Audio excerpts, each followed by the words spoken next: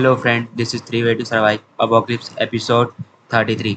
Episode के starting में Dongjuk इस यूनिवर्सिटी साइड दिखाई जाती है जहाँ पर डोगजा अपना उठता है और सभी लोगों की तरफ देखता है और हुईवान कहती है, फाइनली तुम उठ गए।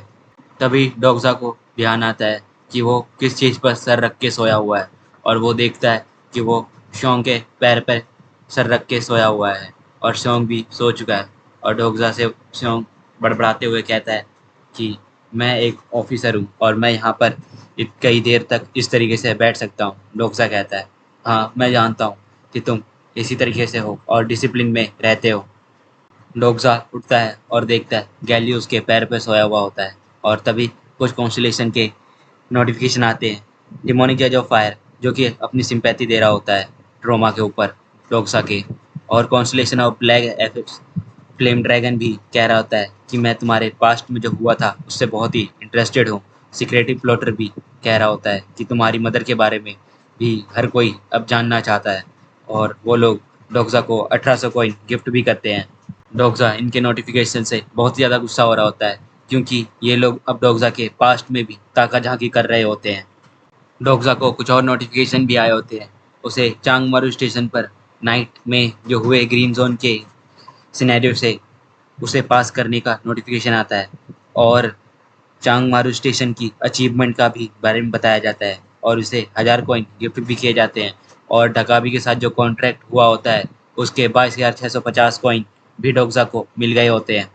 डोगजा ये सब चीज़ें देख के कहता है, ये सब अच्छा है कि मेरे पास अभी बहुत सारे कॉइन मैंने सेव कर लिए हैं। तभी हुईवान उठते हुए कहती है कि आज रात का फिर क्या प्लान है। जिस तरीके से हमने कल सर्वाइव किया था क्या उसी तरीके से। डोगजा कहता है, नहीं, ये चीज़ बार बार काम नहीं आने वाली है। डोगजा मन में सोच रहा होता है, अनफॉर्चुनेटली TWSA में ज़्यादा ग्रीन जोन भी बताए नहीं गए हैं जो कि हाइड है और फोर्थ डे में तो बिल्कुल भी कोई ग्रीन जोन एक्स्ट्रा आने नहीं वाला है। और वो लोग कहते हैं किसी तरीके से हमने थर्ड जोन में तीसरा दिन बिता लिया है और इस सिनेरियो को आगे 4 दिन और ख़त्म करने हैं। गैल्यू नीचे सो रहा होता है और सभी लोग देखते हैं कि वहाँ पर 56 रूम्स ऑक्यूपाई हो जाते हैं टोटल 70 में से। वो जो लैंडलॉर्ड होता है वो आराम से न्यूज़पेपर पढ़ रहा होता है और सोच रहा होता है कि अगर वो लोग यहाँ पे नहीं आते तो ज़्यादा अच्छा रहता, मुझे बड़ा परेशान करके चले गए।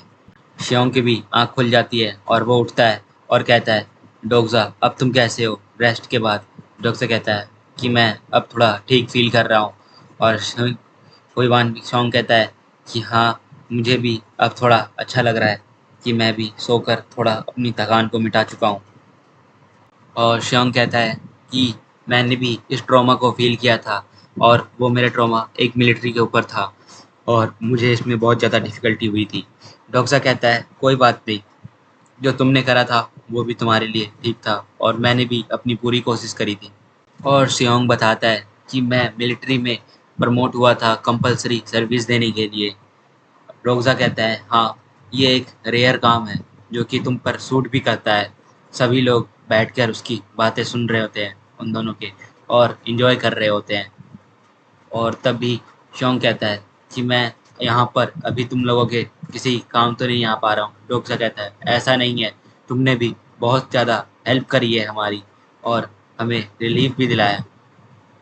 पर शियोंग बार बार माफ़ी मांग रहा होता है, कहता है, मुझे भी कुछ ऐसा करना चाहिए था जिससे तुम भी प्रोटेक्ट हो सकते, लेकिन मैंने सिर्फ अपने आप और बाकी लोगों को बचाने में ध्यान दिया, ना तुम पर।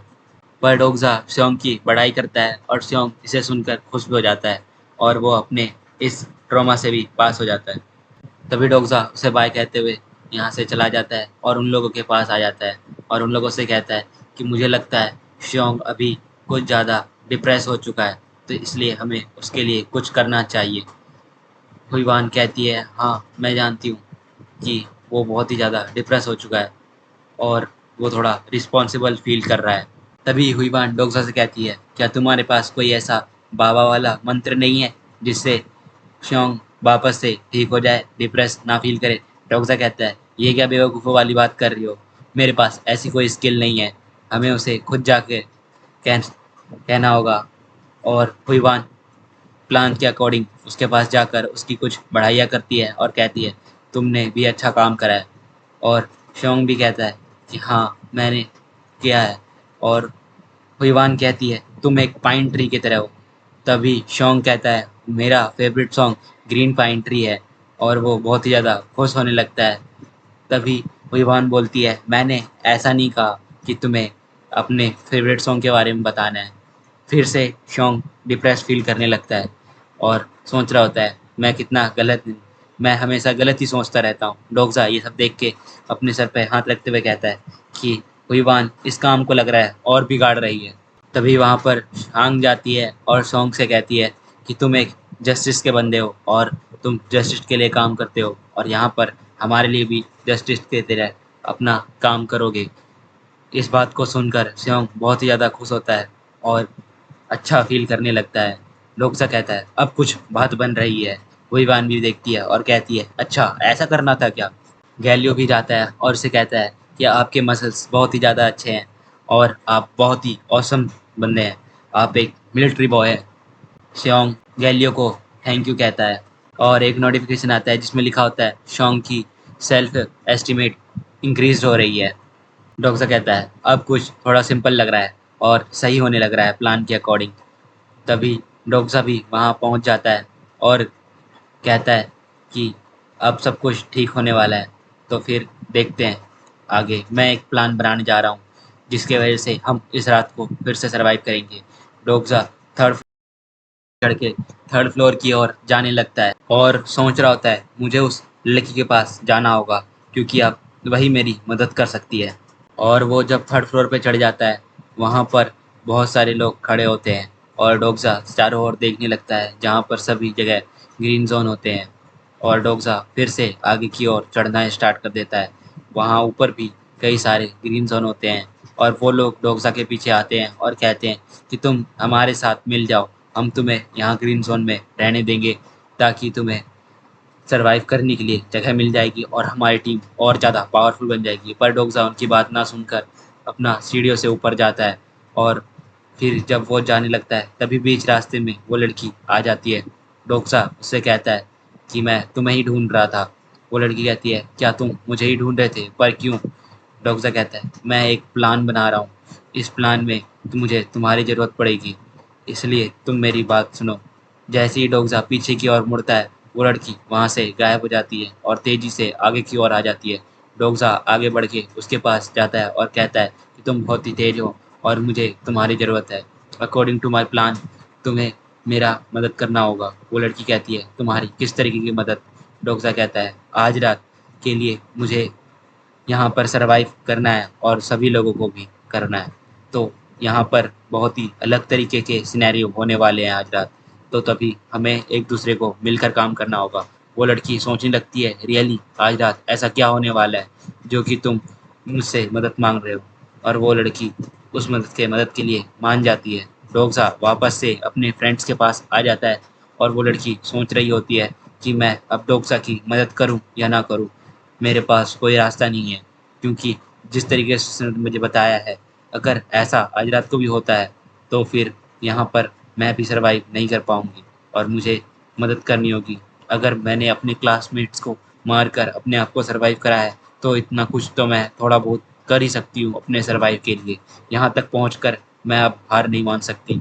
और वो डोगजा की बातों पे मान जाती है और सोचती है कि अब मुझे और क्या करना होगा। और डोगसा टाइम देख रहा होता है और वो श्योंग के पास आ जाता है। श्योंग फुल रेडी होता है कि आज रात के डेंजर्स के लिए मैं लड़ूंगा और डोगसा भी अपने लिए एक शेल्टर ढूंढ लेगा। पर डोगसा कहता है कि नहीं, मेरा आज रात का कुछ अलग ही प्लान है और तुम उसी प्लान के अकॉर्डिंग प्रोसीड करोगे। सभी लोग उसी प्लान के अकॉर्डिंग प्रोसीड करने लगते हैं। वो लड़की सोच रही होती है मुझे उस प्लान के अकॉर्डिंग ही प्रोसीड करना होगा ताकि अच्छा रहेगा। पिलीगो बहुत ही ज़्यादा खुश होता है क्योंकि वो थर्ड सिनेरियो को आज रात भी पास कर लेगा उसके ग्रीन जोन की वजह से।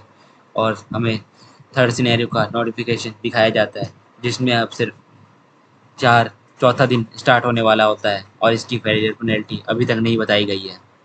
इसी के साथ ये चैप्टर यहीं पे ख़त्म होता है। Thanks for watching, like and subscribe my channel for more interesting videos.